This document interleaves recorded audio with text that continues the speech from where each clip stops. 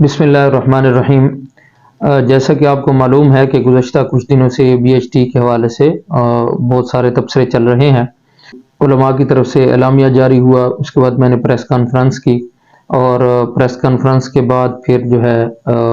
मैं दोबारा ख़ुद उलमा के पास गया। मेरी चाहत थी कि मुझे बिठाया जाए, मुझे सुना जाए,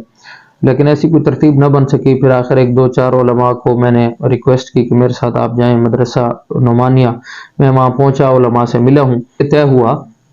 कि जो हजरात हैं, जिन हजरात का आपने जी प्रेस कॉन्फ्रेंस में नाम लिया है, उनके साथ जो है एक दूसरे के साथ माफ़ी तलाफ़ी हो जाए और उसके बाद जो है आप हम चंद शराइत रखते हैं, अगर आप वो पूरे करते हैं तो उसके बाद बेशक आप अपना निज़ाम चलाएं। अब आप ये सुन लें कि हज़रत अशरफ अली साहब क्या फरमा रहे हैं, उसके बाद आप मेरी बात भी सुन लें। वादा किया था कि मैं नहीं करूंगा, इस्लाम के असूलों के मुताबिक चलूंगा, उलमा से पूछ करके चलूंगा। और मैंने कहा कि ये जो कवाली के या ये गविये की तर्ज पर ये जो नज़में शुरू कर रखी हैं, उसने कहा ऐसे नात खानों को भी नहीं बुलाऊंगा। और जो उसने जुए का प्रोग्राम शुरू किया था, उसने कहा वो भी नहीं करूंगा। लेकिन वो किसी शर्त पर पूरा नहीं उतरा, इसलिए मेरे पास वो दोबारा मत आए। मौलाना अशरफ अली साहब जो फरमा रहे हैं वो तीन शराइत के फरमा रहे हैं। शराइत चार थी, तीन भी नहीं थी। एक ये थी कि आप जो महफिल कर रहे हैं वो BHT के ज़ेर एहतमाम नहीं होगी। वो आप सब ने देखा कि वो महफिल सदाए हसान पाकिस्तान के ज़ेर एहतमाम हुई। दूसरा ये कहा गया कि जो अब हज़रत फरमा रहे थे कि जो आपने जुए की तरतीब जारी रखी, यानी कि जो मैंने साइकिल दिए हैं, वो हज़रत फरमा रहे हैं कि ये जुआ है। अब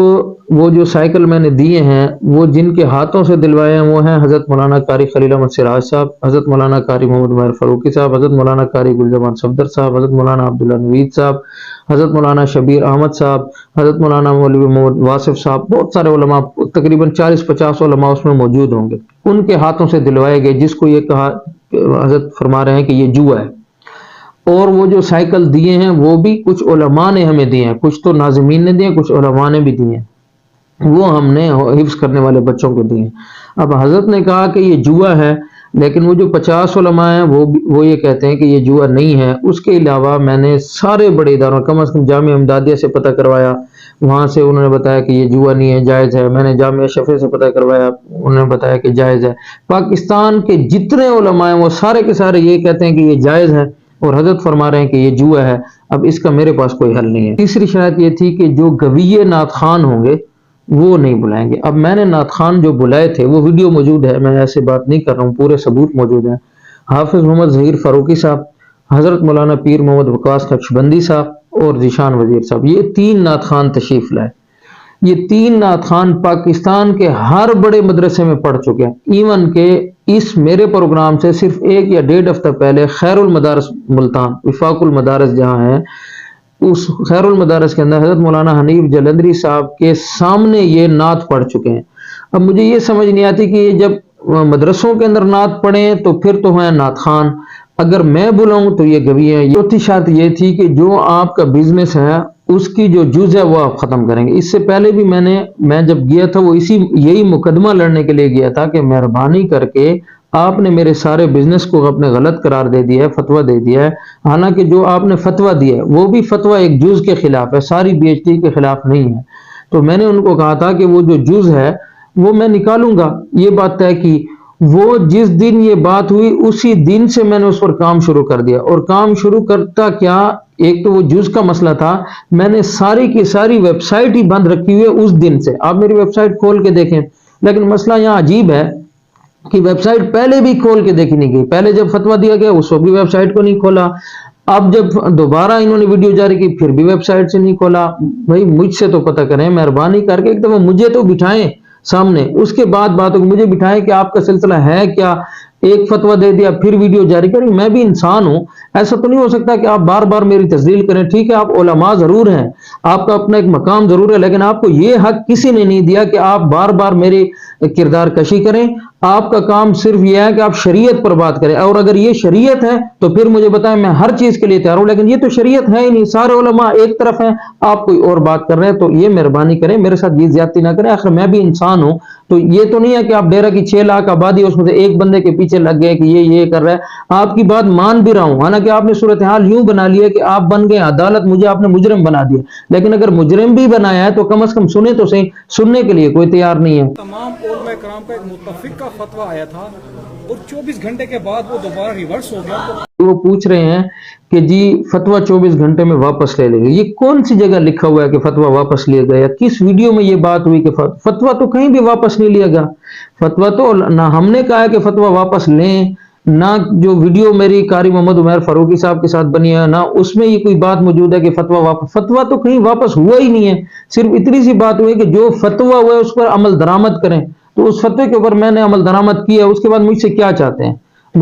اگر آپ مجھے سیدھا سیدھا بتا دیں، مجھ سے بالکل ہی، اگر آپ کہتے ہیں کہ آپ یہاں والا ہماری لسٹ سے نکل جائیں، آپ مذہبی کام چھوڑ دیں، آپ محافل چھوڑ دیں، آپ دیوبند کو چھوڑ دیں، کوئی ایسا مطالبہ ہے تو میرے سامنے رکھیں، مجھ سے جان چھڑوانی ہے تو کوئی مسئلہ نہیں ہے، مجھے بتا دیں کہ آپ بالکل ہی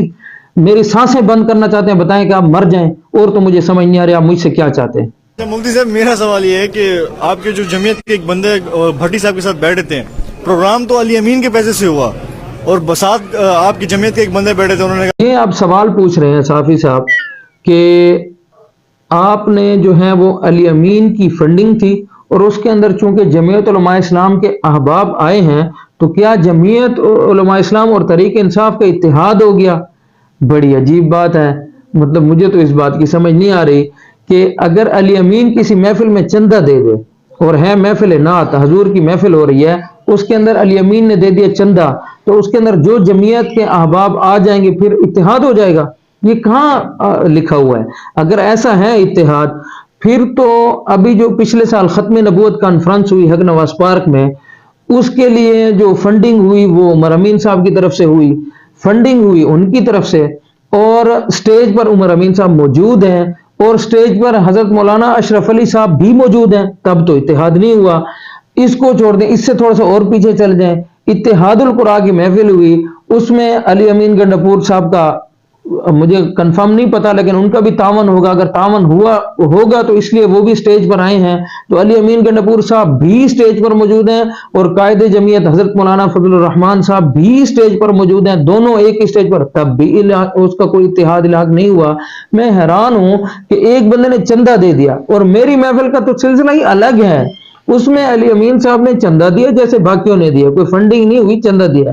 اور حیرانگی کی بات یہ ہے کہ نہ علی امین صاحب موجود ہیں، نہ عمر امین صاحب موجود ہیں، نہ ان کا کوئی اور نمائندہ موجود ہے، اس طرف سے جو احباب آئے ہیں علماء ادھر محفل میں شریک ہوئے تو محفل کے لیے شریک ہوئے ہیں، اور انہوں نے مجھے کہا بھی تھا کہ اگر علی امین صاحب آ رہے ہیں تو ہم نہیں آ سکتے، کیونکہ ہماری ترتیب یہ ہے کہ ہم جمعیت سے الحاق رکھتے ہیں، تو ذرا مناسب نہیں۔ میں نے کہا مجھے کوئی اعتراض نہیں ہے، تو جب وہ علی امین صاحب وغیرہ آئے ہی نہیں،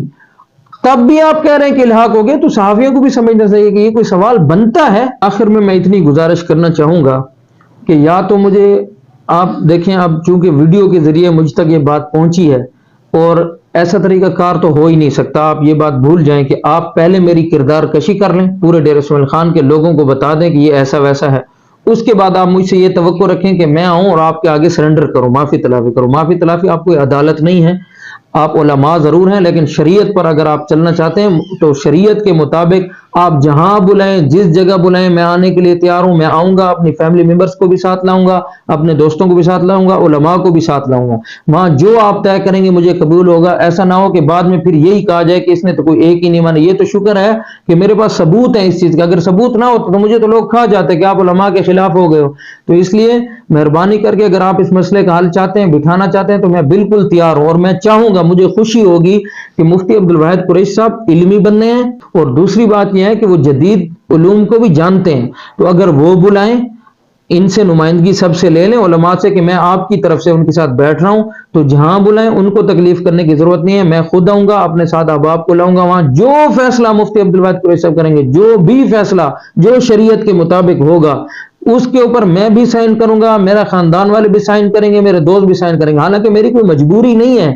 یہ بات میں آپ کو کہہ رہا ہوں، میری کوئی مجبوری نہیں ہے کہ آپ عدالت نہیں ہو، آپ کا یہ جو سب کچھ ہوا ہے، اس حساب سے بھی اگر علماء کے پاس اس فیصلے کو لے جایا جائے کہ آپ نے میرے ساتھ جو کیا ہے، میں امید کرتا ہوں کہ اس کے اوپر بھی آپ کے خلاف بھی ایک بات بنتی ہے کہ ایسا کوئی طریقہ کار نہیں ہوتا کہ ڈیر اسماعیل خان سے ایک بندے کو اٹھا کے اس کے خلاف اعلامیہ جاری کرے۔ پتہ نہیں کتنے لوگ کام کر رہے ہیں، کسی بینک کے خلاف دے دیں، وہ بھی تو سود کا کام کر رہے ہیں، بتا دیں کہ اس بینک کے اندر جو ہے لوگوں کو اعلامیہ جاری کریں کہ آج سے پیسے جمع نہ کریں، وہاں کوئی بات نہیں، میں کمزور آدمی ہوں تو میرے پیچھے لگ گئے۔ باقی یہ بھی نہ سمجھے کہ میں اکیلے پریس کانفرنس یا اکیلی ویڈیو صرف اس لیے بناتا ہوں کہ میں کسی کی جنگ نہیں بنانا چاہتا، میرا ذاتی مسئلہ ہے، میں خود اس ذاتی مسئلے پر بات کروں گا، لیکن انشاءاللہ العزیز جب آپ بٹھائیں گے تو وہاں آپ دیکھیں گے کہ میرے ساتھ کون کون آتا ہے، میں سب کو ساتھ لاؤں گا انشاءاللہ العزیز، اور وہاں جو فیصلہ ہوگا مجھے وہ قبول ہے، لیکن کم از کم یہ زیادتی بند کی جائے۔ اگر اس کے بعد بھی آپ کو ویڈیو کے ذریعے پیغام دینا چاہتے ہیں تو ٹھیک ہے، آپ دیں، کوئی مسئلہ نہیں ہے، پھر دنیا کا نظام ہے، اور بھی چل رہے ہیں، دنیا میں رہ رہے ہیں لوگ، ایک میں بھی رہ رہا ہوں گا، فرق اتنا ہوگا کہ آپ مجھے الگ کرنا چاہتے ہیں کہ بالکل آپ اپنا کام کریں، یہ محفلیں اور یہ دینداری آپ کا کام ہے،